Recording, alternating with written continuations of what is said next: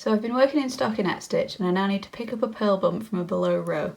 So I'm going to turn my work around and I'm going to just move my yarn over there out of the way. Now this here is the stitch we would have been knitting next if we were just continuing knitting like normal. So this is the column we're going to be working with.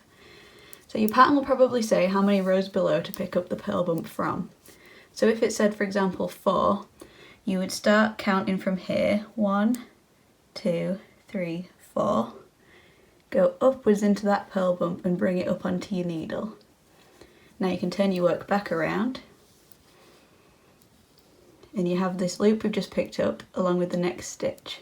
So insert your needle into both of those and knit those together. Your pattern will usually say to knit those together. If it says something else, then you can obviously skip that step.